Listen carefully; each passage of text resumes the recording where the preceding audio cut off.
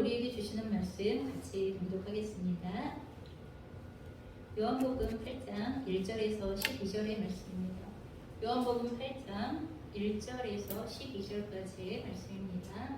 한 목소리로 봉독하겠습니다.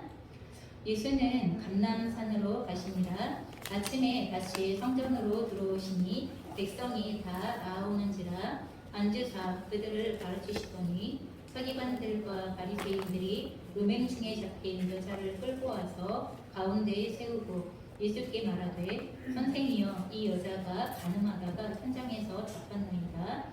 모세는 율법에 이러한 여자를 돌로 치라 명하였거니와 선생은 어떻게 바라겠나이까. 그들이 이렇게 말함은 고발할 조건을 얻고자 하여 예수를 시험함이로라. 예수께서 몸을 굽히사 손가락으로 땅에 쓰시니 그들이 묻기를 맞이 아니하는지라. 이에 일어나 이르시되 너희 중에 죄 없는 자가 먼저 돌로 치라 하시고 다시 몸을 굽혀 손가락으로 땅에 쓰시니 그들이 이 말씀을 듣고 양심의 가책을 느껴 어른으로 시작하여 젊은이까지 하나씩 가고 오직 예수와 그 가운데 섰는 여자만 남았더라. 예수께서 일어나사 여자 외에 아무도 없는 것을 보시고 이르시되 여자여 너를 고발하던 그들이 어디 있느냐. 너를 정죄한 자가 없느냐. 대답하되 주여 없나이다. 예수께서 이르시되 나도 너를 정죄하지 아니하노니 가서 다시는 죄를 범하지 말라 하시니라. 예수께서 또 말씀하여 이르시되 나는 세상의 빛이니 나를 따르는 자는 어둠에 다니지 아니하고 생명의 빛을 얻으리라. 아멘. 제가 계속 예배 중에 말씀드리고 있지만 오늘은 대림절 첫째 예주일입니다. 여러분 일반적으로 대림절을 대강절 혹은 강림절이라고 교회력에서 부르기도 합니다.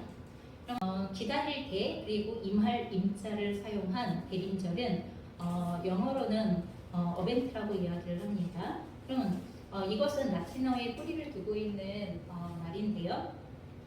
오다라는 의미를 가지고 있는 내용입니다. 그래서 실제적으로 대림절은 예수 그리스도의 오심을 기다리는 절기다라고 이렇게 이야기를 할 수가 있습니다. 여러분 그래서 대림절은 1차적으로는 우리가 2000년 전에 이 땅 가운데에 오셨던 예수 그리스도의 오심에 대한 그 목적과 그 의미에 대하여서 다시 한번 확인하고 특별히 그 사건이 오늘의 나에게 임하시는 사건, 예수 그리스도께서 나에게 임하시는 사건이 되어줄 수 있기를 기다리는 절기이면서 또한 나아가 앞으로 일어나게 되어질 예수 그리스도의 다시 오심을 기다리는 절기라고도 그렇게 이야기를 할 수가 있겠습니다. 그래서 이 시기는 예수 그리스도의 구원자로 우리 가운데 오심의 필요성이 무엇인가를 분명하게 인지하고 나로서는 할 수 없으나 주님으로서는 구원하실 수 있음에 대한 그 은혜가 무엇인가를 깊이 감사드리고 즐거워하며 주님을 오시는 시기, 주님의 오심을 기다리는 시기라고 이렇게 이야기를 할 수 있겠습니다. 여러분 이 절기는 서방 교회에서 4세기부터 시작하여 지켜온 절기입니다. 성탄 이전 4번의 주일이 이 대림절의 주일에 속하게 되어집니다. 그래서 보통 해마다 한 11월 30일 정도에 가장 가까운 주일이 첫 번째 대림절의 주일이 되어지고 올해는 오늘 11월 28일이 대림절에 첫 번째 주간에 해당이 되어집니다. 그래서 실제로 하나님과 동행하는 1년을 뜻하는 것을 교회에서는 교회력을 가지고서 의미를 부여하게 되어지는데 하나님과 동행하는 첫 번째 절기가 바로 예수 그리스도를 기다리는 대림절로부터 시작합니다. 그래서 이 대림절로부터 시작하여서 성탄절 그리고 또한 이 땅 가운데 오셨었던 예수 그리스도의 삶과 동행하는 이 땅 가운데 오셨던 공생의 사역에 우리가 함께 동행하는 주현절 그리고 또한 그분의 고난에 동참하는 사순절 그리고 또한 그분의 부활에 함께 참여하는 부활절 그리고 또한 성령께서 우리 가운데 오셔서 성령으로 우리와 동행하시기 시작하시는 것을 우리가 경험하게 되어지는 성령 강림절. 그러면 이와 같은 교회의 절기들이 우리가 어떻게 1년을 함께 주님과 동행할 것인가를 보여주는 절기들인데 그 첫 번째가 바로 우리에게는 주님이 필요해요. 주님 우리에게 오세요. 라고 이야기하는 바로 이 대림절로부터 시작되어진다는 것을 기억하시면 되겠습니다. 자, 그렇다면 우리들이 왜 예수님을 기다려야 하는 것일까?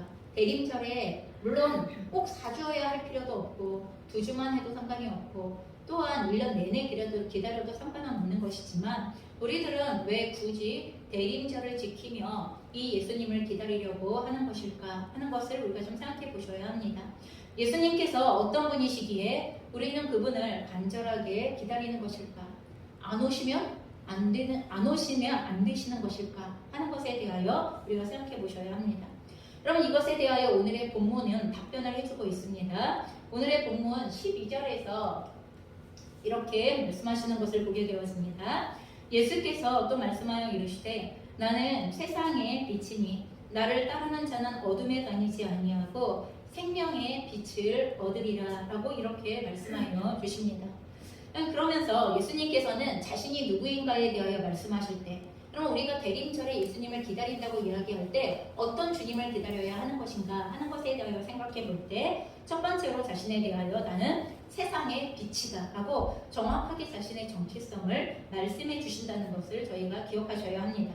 그러면 세상의 빛이다 라고 이야기를 하시면서 요청하시는 게 무엇이냐 하면 나를 따르는 자는 어둠에 다니지 아니하며 생명의 빛을 얻으리라 라고 이렇게 얘기하고 있습니다.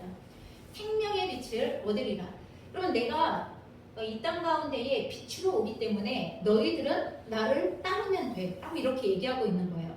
그분께서 우리에게 빛으로 오신다는 말은 우리에게 어떤 행동을 요구하시는 건데 그 밝은 빛으로 우리들을 이끌어 가시겠다는 이야기를 하고 계시는 것이고 또한 밝은 빛으로 우리를 이끌어가는 그 이끄심이 우리를 안전하게 하고 우리를 어둠 가운데로부터 건지시고 그리고 또한 우리가 보이지 않고 느껴지지 않고 경험되어지지 않고 혼돈되어져 있고 무질서한 모든 영역으로부터 우리를 이 밝은 보이는 그리고 또한 명확하게 드러나게 되어지는 하나님의 세계로 우리를 이끌어 가신다라고 이렇게 말씀하시고 있는 것입니다.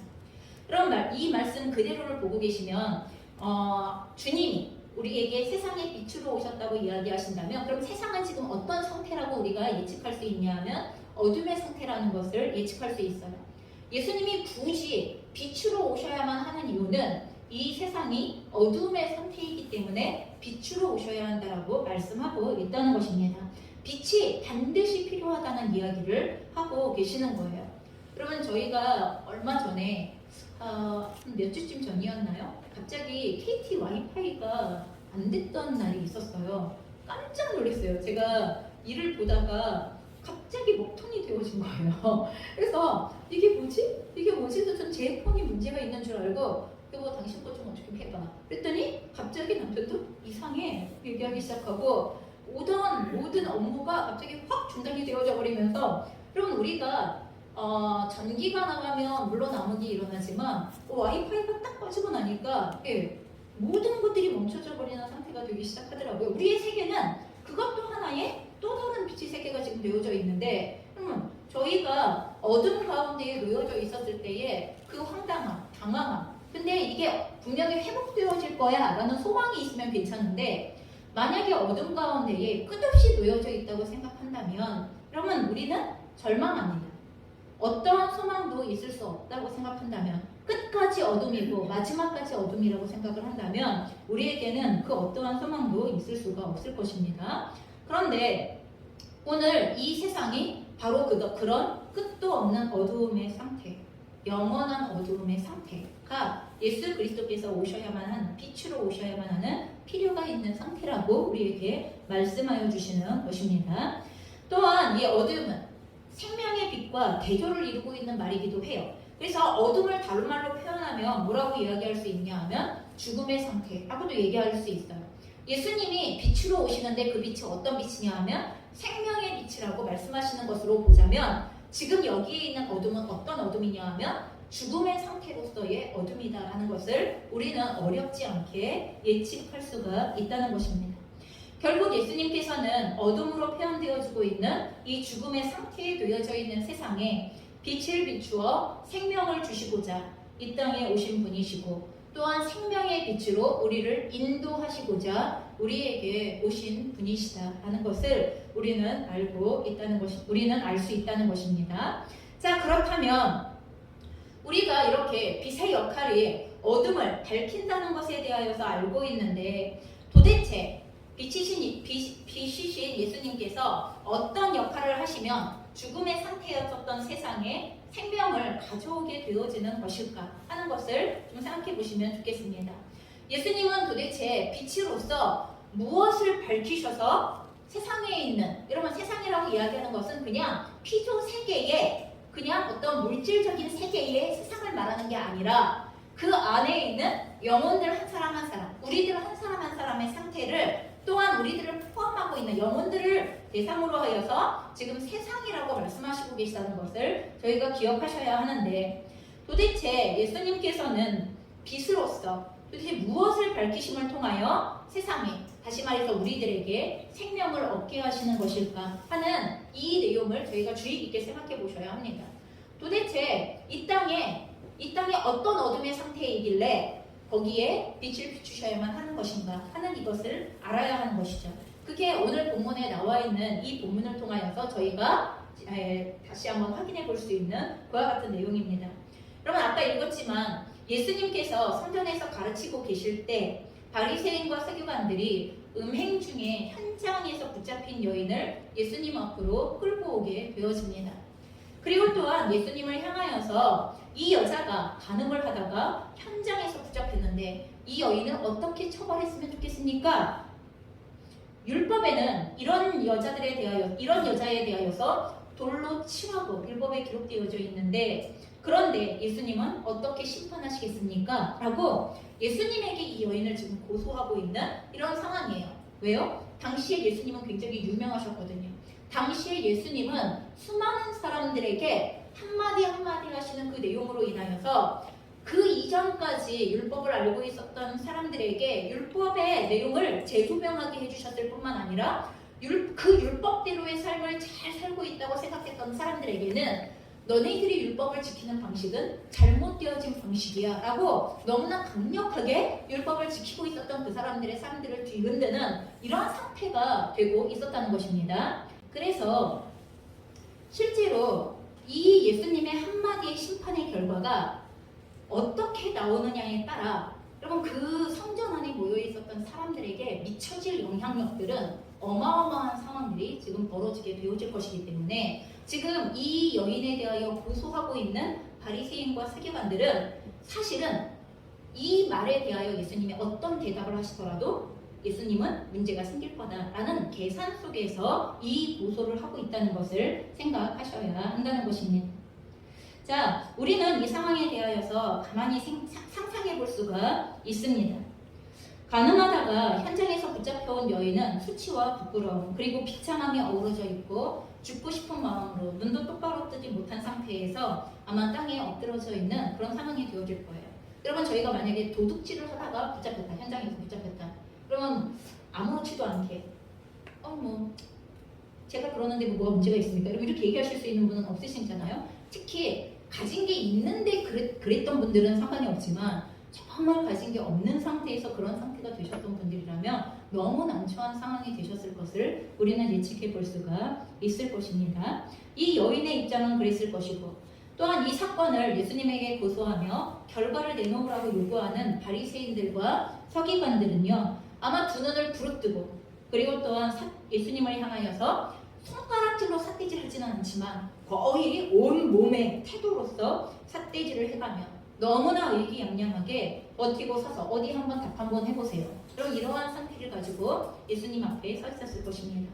또한 이 광경을 지켜보고 있던 사람들은 주위를 둘러싸고 있었던 사람들은 예수님께서 뭐라고 대답할 것인가에 대하여 숨을 죽이면서 그의 응답을 기다리고 있는 너무나 숨막히는 상황.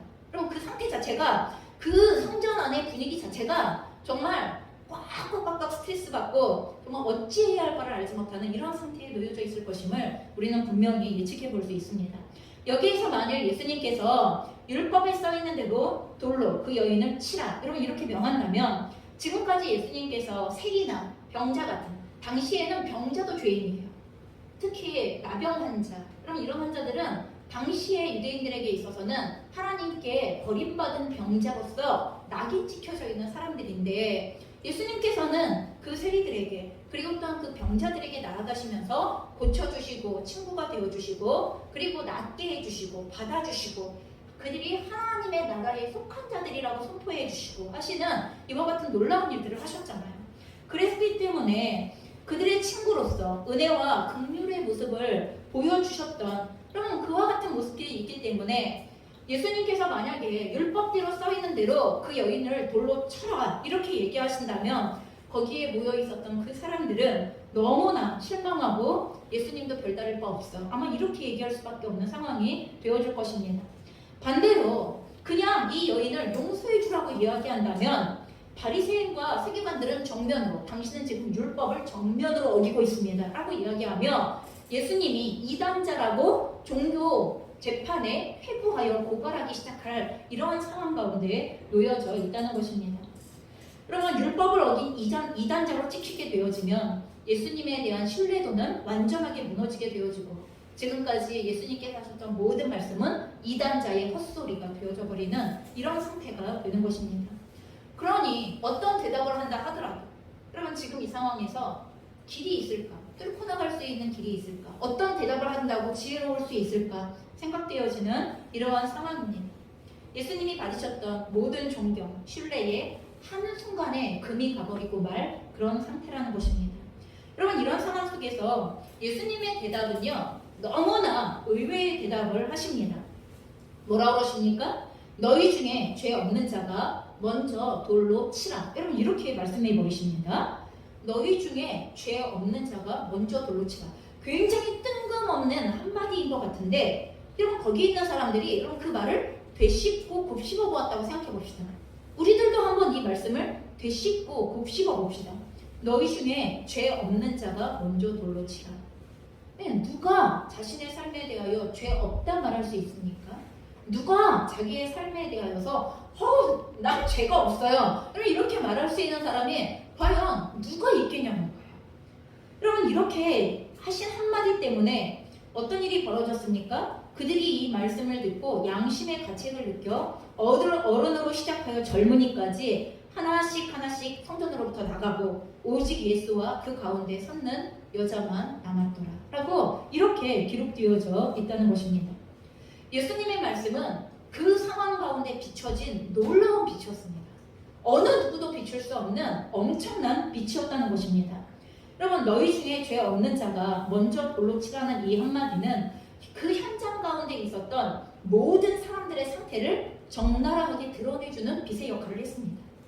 여러분 거기에서 고소를 했던 사람들이나 아니면 그 여인을 둘러싸고 구경을 하고 있었던 사람들에 이르기까지도 여러분 그 여인은 이미 그 죄가 드러난 상태였고 그렇지 않은 이 여인을 제외한 모든 사람들의 상태도 이 여인과 다르지 않다는 것을 단지 죄의 목차가 다를 뿐이지 죄의 내용이 다를 뿐이지 그 자리에 있었던 어떤 누구도 죄와 상관이 없는 자가 단 한 명도 없다는 현실을 적나라하게 낱낱이 드러내 보이는 역할을 해주셨던 게 여러분 그게 예수님의 말씀에 놀라운 빛이었다는 것입니다. 여러분 누가 그 죄로부터 자유로울 수 있습니까? 또한 죄가 있는 한 거기에 있는 누가 죄의 결과인 사망에 매여 있는 상태로부터 자유로울 수 있냐는 거예요. 하나님의 말씀은 죄의 결과는 사망이라고 말씀하세요. 죄가 있는 자는 반드시 그 결과는 사망을 얻게 되어 사망으로 이르게 되어진다고 이렇게 말씀하시는데 자기 자신이 죄인임을 대면하게 되어진 그것과 동시에 내가 죽음으로부터 자유로울 수 없구나 라는 것들을 대면할 수밖에 없는 현실. 여러분 이게 한마디의 말 속에 확 드러나버린 상태가 되어졌다는 것입니다. 여러분 그 이전까지 고소를 한 사람들이나 주변에서 구경을 하고 있었던 사람들은 자신의 상태에 대해서 무감각했습니다. 자신의 상태에 대하여서 무지했습니다.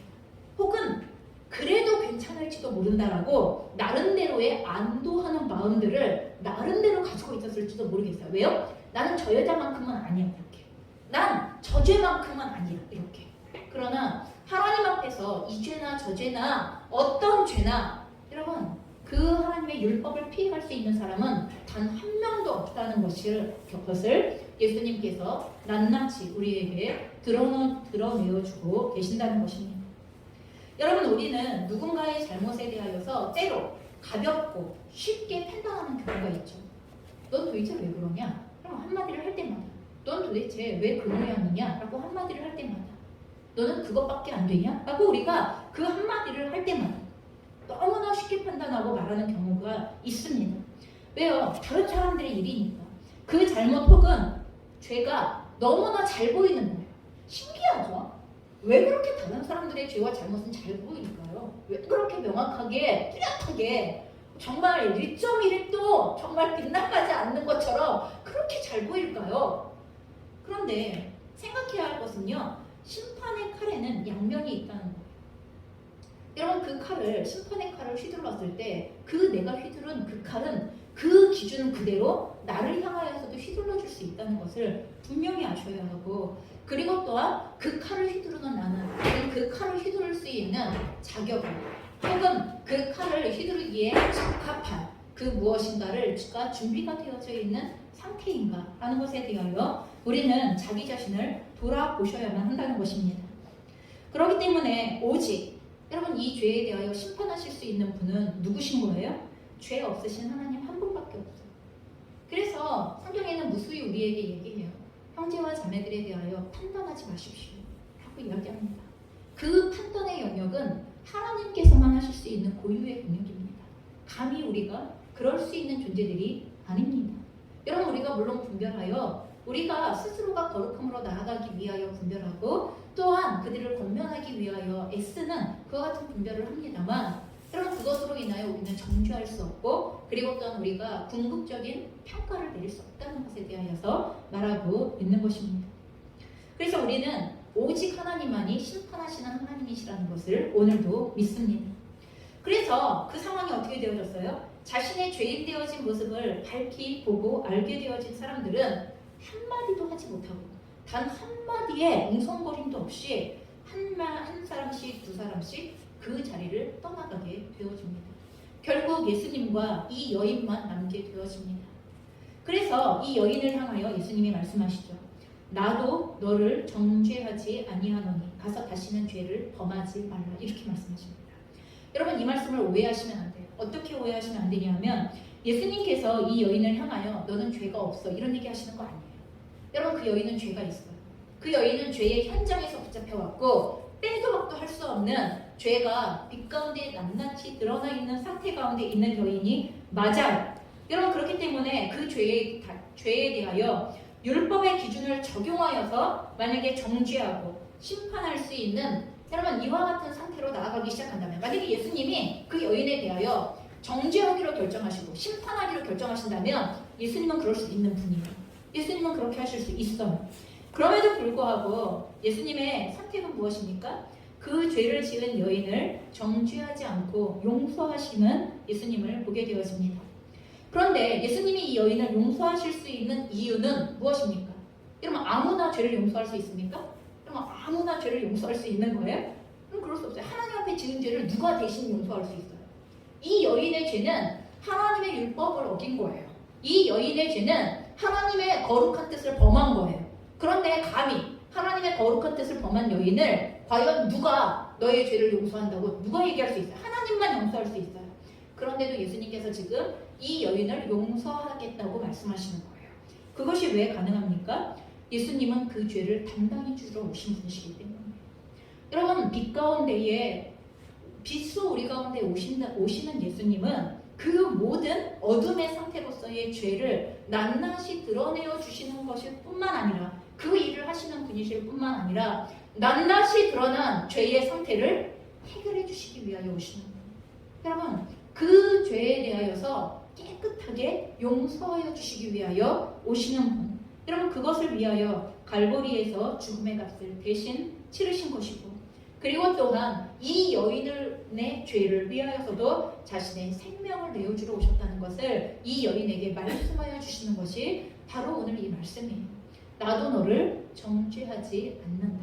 이 한마디가 얼마나 어마어마한 내용들을 담고 있는 내용인가에 대하여 생각해 보셔야 해요. 언제나 용서에는 희생과 대가가 따릅니다. 근데 누가 그 값을 치를 것이냐? 여러분, 우리가 자녀들의 죄를 용서해 줄 때, 잘못을 용서해 줄 때 부모님은 결정하는 거예요. 제가 버려놓은 일 내가 뒤수습하리라. 제가 잘못해 놓은 일 내가 감당하리라. 그러니 너는 염려하지 않아도 돼. 내가 너를 용서할게. 여러분, 우리가 자녀들을 용서할 때마다, 그리고 우리가 그 누군가 친구들을, 동역자들을 용서할 때마다 그것을 떠안기로 결정해 주시는 거예요. 거기에는 반드시 희생이 따르는데, 오늘 이 여인의 죄에 대하여는 예수님이 치르시기로 결정하시는 희생이 따르는 것입니다. 그래서 예수님은 죄를 사하실 자격이 있으신 분이십니다. 그래서 그분은 하나님이십니다. 여러분, 우리를 용서하시기 위해 예수님께서 엄청난 값을 치르신 것을 놓치지 않으셔야만 합니다. 그렇기 때문에 요한일서 1장 7절부터 9절의 말씀에 이렇게 선포합니다. 우리가 한 목소리로 같이 읽겠습니다. 그가 빛 가운데 계신 것 같이 우리도 빛 가운데 행하면 우리가 서로 사귐이 있고 그 아들 예수의 피가 우리를 모든 죄에서 깨끗하게 하실 것이요, 만일 우리가 죄가 없다고 말하면 스스로 속이고 또 진리가 우리 속에 있지 아니할 것이요, 만일 우리가 우리의 죄를 자백하면 그는 미쁘시고 의로우사 우리의 죄를 사하시며 우리를 모든 불의에서 깨끗하게 하실 것이요. 여러분, 어떻게 예수님께서 우리를 깨끗하게 하실 수 있는가에 대하여 말씀하시는 거예요. 세상의 빛으로 오신 예수님의 빛 가운데에서 우리가 함께 행할 때, 예수님은 하나님 앞에서 우리의 거룩하지 못한 모든 죄인의 모습이 있는 그대로 드러나게 하십니다. 여러분, 숨겨놓고 여러분 우리를 어떻게 하시는 게 아니에요. 먼저는 드러나야 해요. 잘못된 게 드러나야 고칠 수 있습니다. 잘못된 죄가 드러나야 거기로부터 변화가 시작되어질 수 있는 것입니다.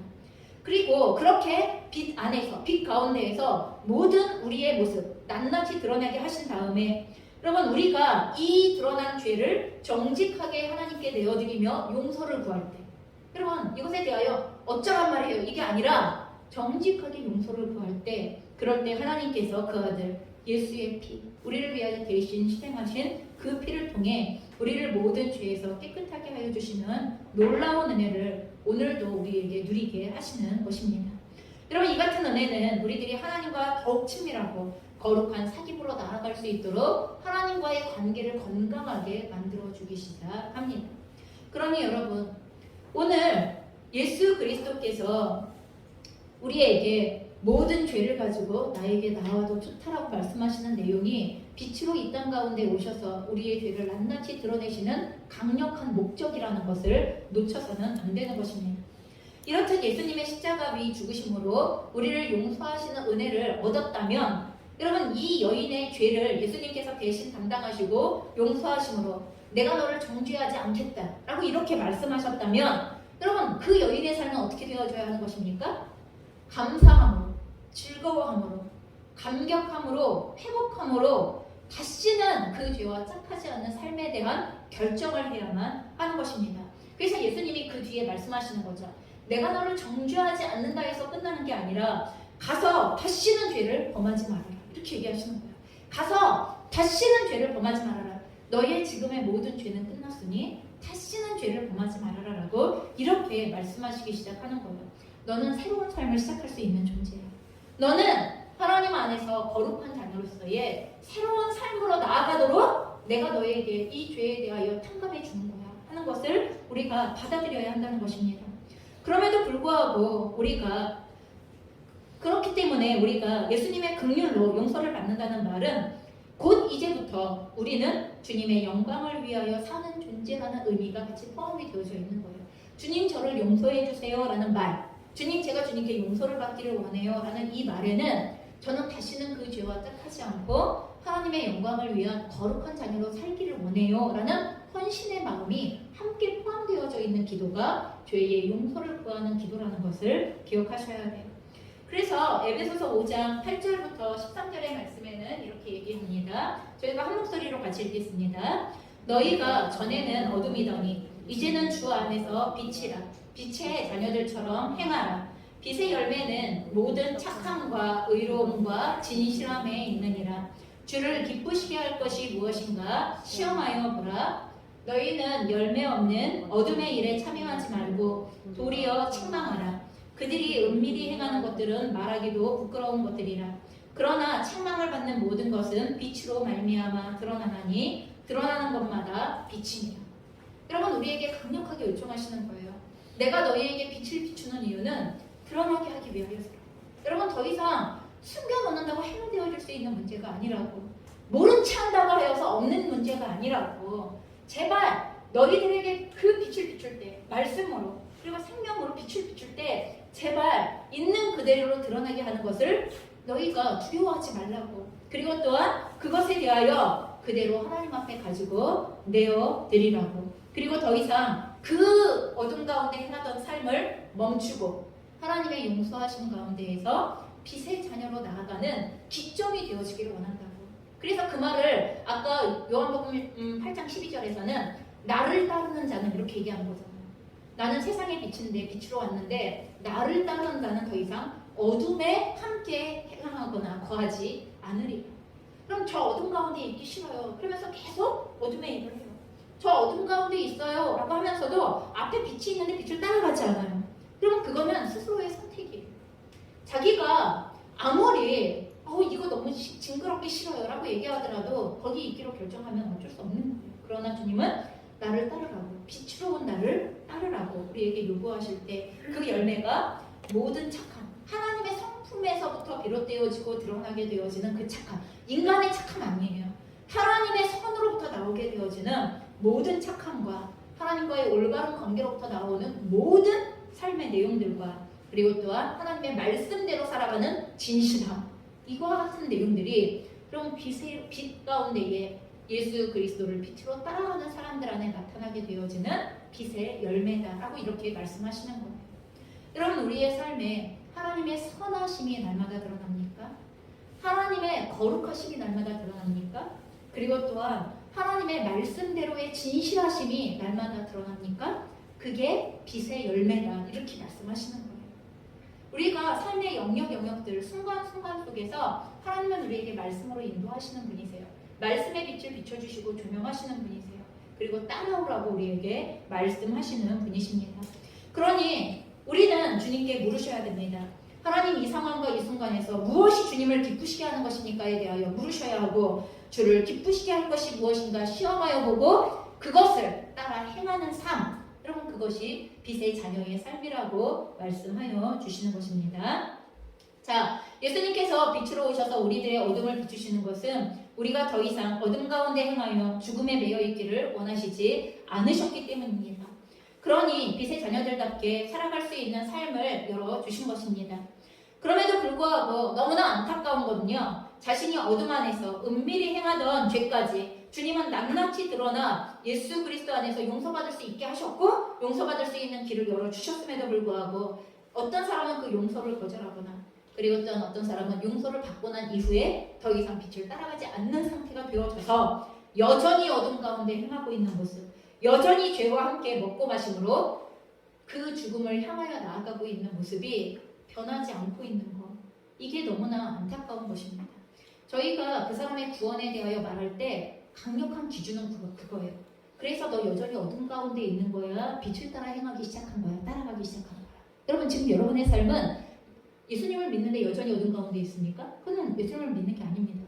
예수님을 믿으면 예수님 빛이 되신 예수님을 따라 어둠을 빠져나오게 되어져 있고 어둠으로부터 벗어나게 되어져 있고 그분의 선하심과 거룩하심과 진실하심의 그 삶으로 우리의 삶이 매일매일 바뀌어져 가고 있는 것이 점점 빛 가운데로 나아가고 있게 되어지는 것이 이게 너무나 당연한 것입니다.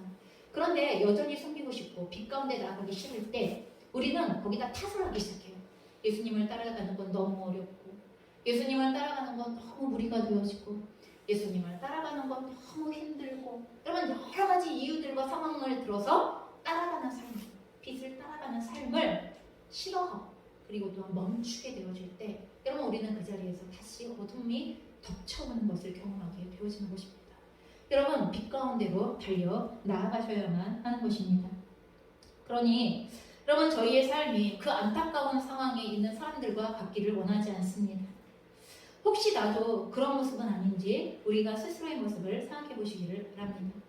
이제 마무리합니다. 오늘의 본문에서 예수님께서는 스스로를 죄 없다 여기며 죄인을 판단하려 했었던 사람들, 그럼 고소에 있었던 바리새인들, 서기관들, 돌 던지려고 준비하고 있었던 사람들, 어떻게 되나 보자라고 구경하고 있었던, 그러면 그 사람들 안에 숨겨져 있었던 죄인의 삶의 현실을 낱낱이 드러내주신 빛이십니다. 더불어 죄인으로 명백하게 드러나 숨을 곳이 없어서 죽음을 기다릴 수밖에 없었던 이 여인의 사망에 매인 현실 속에도 빛으로 오셔서 그 모든 죄를 대신 담당하여 주시고 빛으로 나아갈 수 있는 삶의 길을 열어주신 빛이십니다. 그리고 그들 모두에게 생명으로 구원으로 나아갈 수 있는 기회의 문을 오늘 그 순간 열어주시는 것입니다. 그 성전에서 이 사건이 있었던 그 성전은 하나님의 구원의 길이 열리는 순간이고 하나님의 생명이 열리는 시간이고 하나님의 역사가 시작되어지는 시간이었다는 것을 저희는 기억하셔야 됩니다. 우리는 오늘 대림절 첫째 주일을 맞아 예배드리고 있습니다. 세상의 빛으로 이 땅에 오시는 예수 그리스도께서는 우리들의 모든 삶과 또한 모든 마음에 이르기까지의 말씀의 빛을 비춰주시는 분이십니다. 그분 앞에 숨기거나 감출 수 있는 것은 아무것도 없습니다.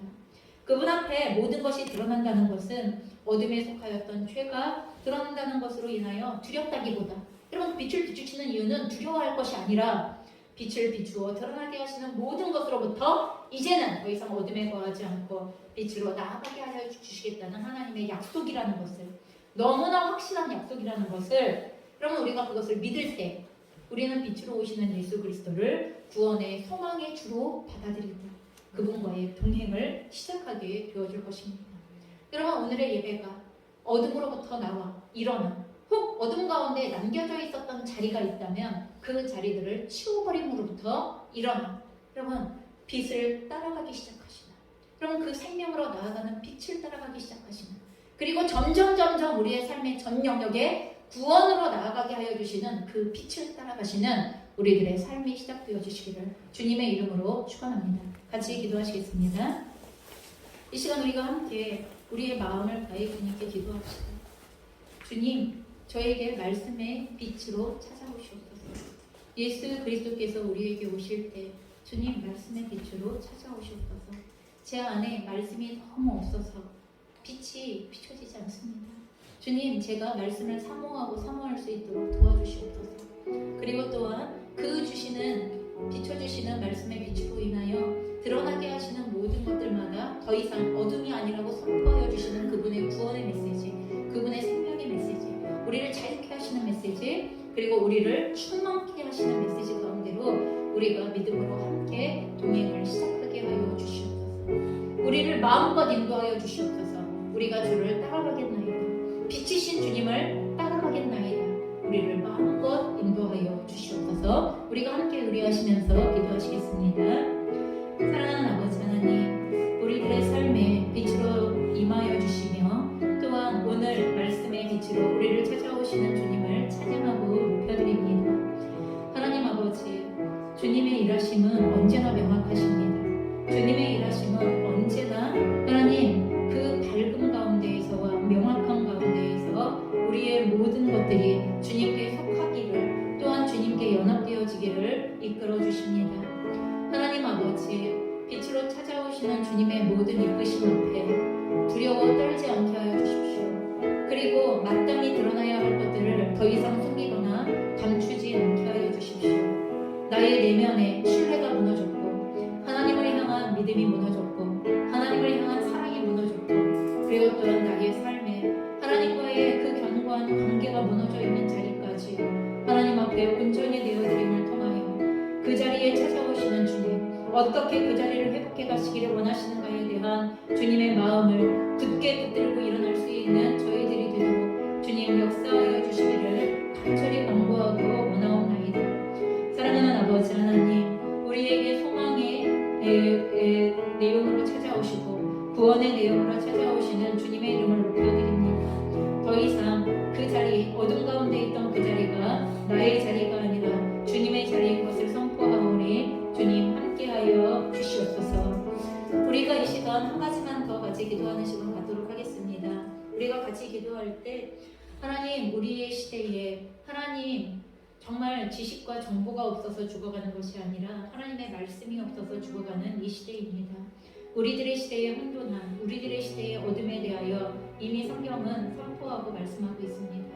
다시 한번 하나님, 우리의 시대에 하나님의 말씀에 계신 예수 그리스도의 생명의 빛이 비춰줄 수 있도록, 저희를 통하여 그 빛이 비춰줄 수 있도록 또한 저희를 사용하여 주실 뿐만 아니라 우리들의 교회들이 그 밝은 빛을 비출 수 있는 교회로서의 소명을 잘 감당할 수 있도록 주님, 교회들을 경고케 하시고 또한 교회들을 새롭게 하시고 거룩해 하시며 교회들 안에 먼저 드러나야 할 죄와 어둠과 그리고 모든 찢기들을 주님 씻어주셔서 다시 한번 온 교회마다가 새로워지기를 원하는 교회들마다가 다시 일어나게 하여 주시옵소서라고 우리가 좀 교회를 위하여 함께 기도하시겠습니다.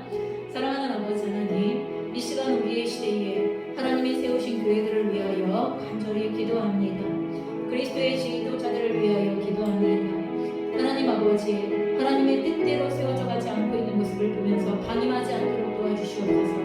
아버지 하나님의 말씀의 기준대로 세워지지 않는 것을 보면서 하나님 그대로 내버려두지 않도록 도와주시옵소서.